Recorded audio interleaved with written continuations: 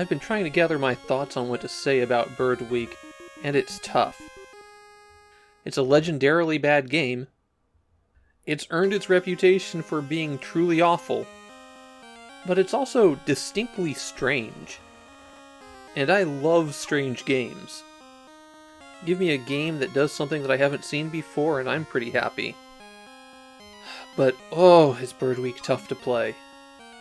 In all senses of the word tough. The premise is that you're a mama bird and you need to feed your babies. Your babies like to eat the butterflies that are flying around, so you fly into them to pick those up and then fly them back to the nest. The babies will only eat when they're hungry though, so you'll need to wait until they start chirping in order to feed them. Feed a baby 3 times and it becomes strong enough to leave the nest. And once all your babies have left the nest, you move on to the next stage. If you don't manage to get food back to your nest, your babies get weaker, and eventually they die, which gives you an instant game over. Naturally, there are predators after you.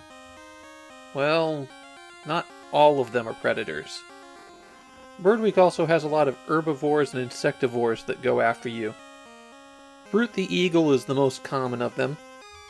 He flies around and just tries to match your level.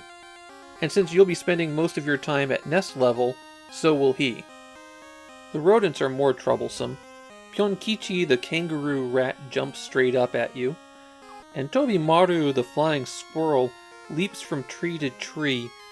Tobimaru also tries to track you, which generally places them at nest level all the time. The same thing happens with Pecker the woodpecker. Later levels add a falcon and some bees to also chase you down.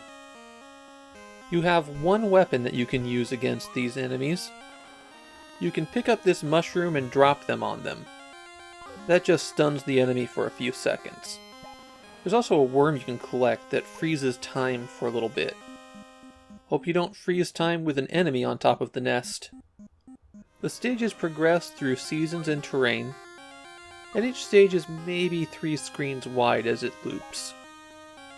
In the marketing for the game, it was claimed that the game had 999 levels. The actual total is a little bit smaller than that. It has 36, and they loop. And if you do complete 999, it just continues to loop. Study mode lets you skip to any level, and you'll note that it also stops at 36. Complete 5 rounds in a row, and you go to a bonus stage where you have to collect flying fish. At least the fish move consistently. The thing that takes Bird Week from being a quirky, I guess, nature simulator to an absolute slog to play is the controls. Whenever you're not pressing a direction, you drift down slowly. That winds up making the movement feel a bit more jerky than it should. You don't go down when you're pressing left or right, so you'll pause, dip, have to pop back up a little bit to compensate, and you move so sluggishly. There's a momentum to Mama Bird that makes it just feel worse. It doesn't help that all of the enemies and the insects you're trying to collect have very erratic movement. The result is something that just feels frustrating to play. I do have a tip to help mitigate that. If you approach the nest from below, you can fly up and through it. It makes it a little bit easier to position yourself and gets the predators away from the nest before you go there. Apparently, some people purchased it thinking it was a hunting game to use with the zapper.